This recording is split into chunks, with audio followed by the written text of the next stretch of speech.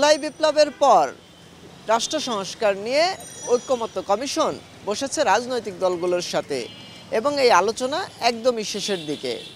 দর্শক, আমাদের কথার আজকের পর্বে ঐক্যমত্য কমিশনের সাথে রাজনৈতিক দলগুলোর আলোচনার প্রত্যাশা নিয়ে আমরা শুনব সাধারণ মানুষের কথা। তবে তার পূর্বে এ নিয়ে আমরা দেখে নেব এটেন নিউজে একটি প্রতিবেদন।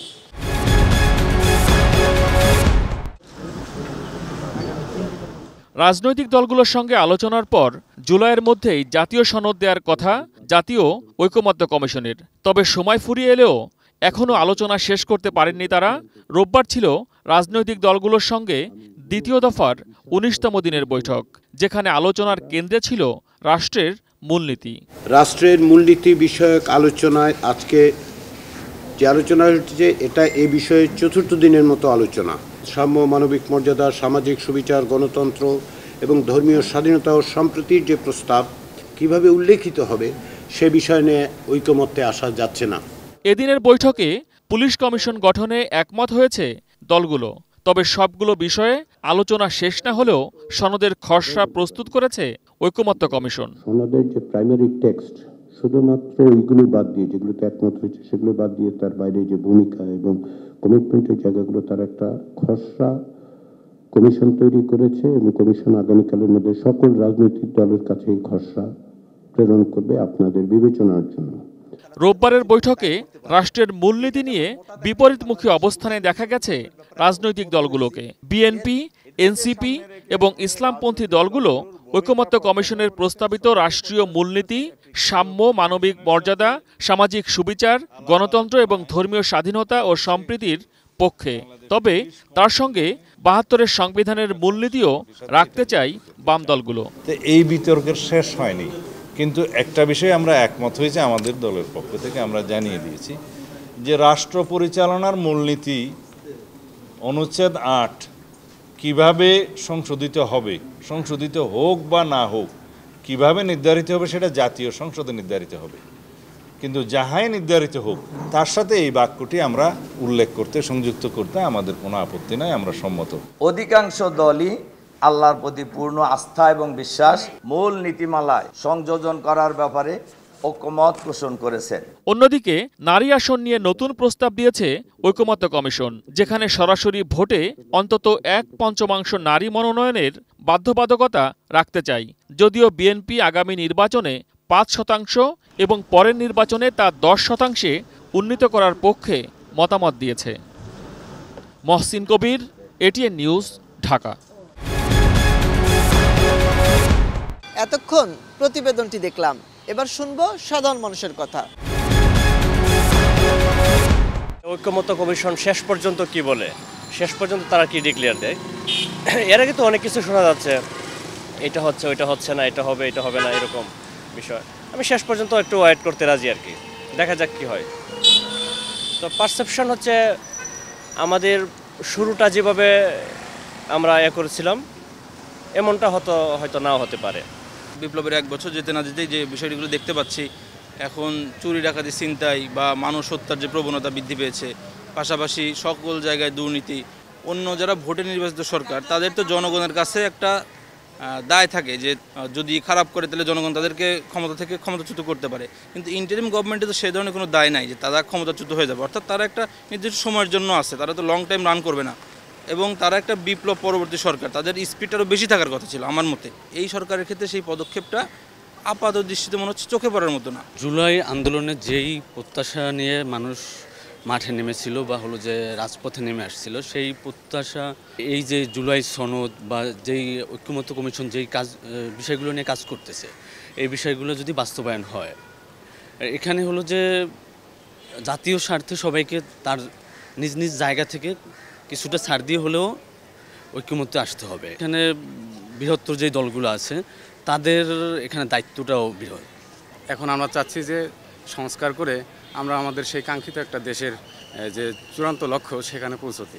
বর্তমানে যে বিভিন্ন দল আছে তারা তাদের বিভিন্ন ধরনের মতবাদ, বিভিন্ন ধরনের দাবি নিয়ে কথা বলছে। তো এই কথা বলার ক্ষেত্রে এখন আমাদের সংস্কার, তো সবারই উদ্দেশ্য সংস্কার। এই সংস্কার করতে গেলে আমাদের দরকার স্যাক্রিফাইস।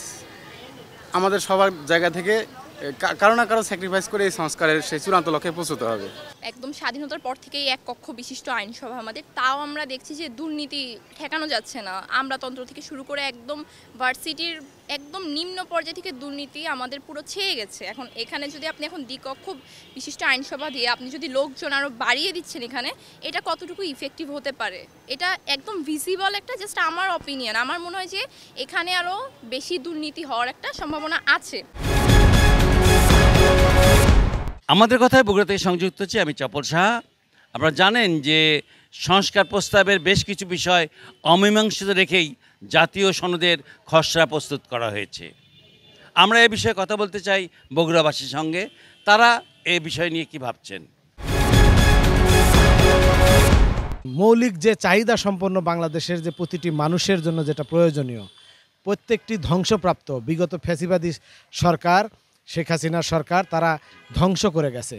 সেখান থেকে এই দেশটাকে তুলে আনতে এবং এই সমস্ত অর্গানগুলো, বাংলাদেশের যে অর্গানগুলো, দেশের একটি রাষ্ট্রের যে অর্গানগুলো, এই অর্গানগুলোকে ঠিকমতো সচল করতে সংস্কার অবশ্যই প্রয়োজন রয়েছে। সেই সংস্কার সবসময়ের জন্য চলমান। আগস্টের বিপ্লবের পর জাতির প্রত্যাশা ছিল যে আমাদের দেশের কিছু গুরুত্বপূর্ণ বিষয়ে সংস্কার করে আমাদের নির্বাচনের মুখী হওয়া।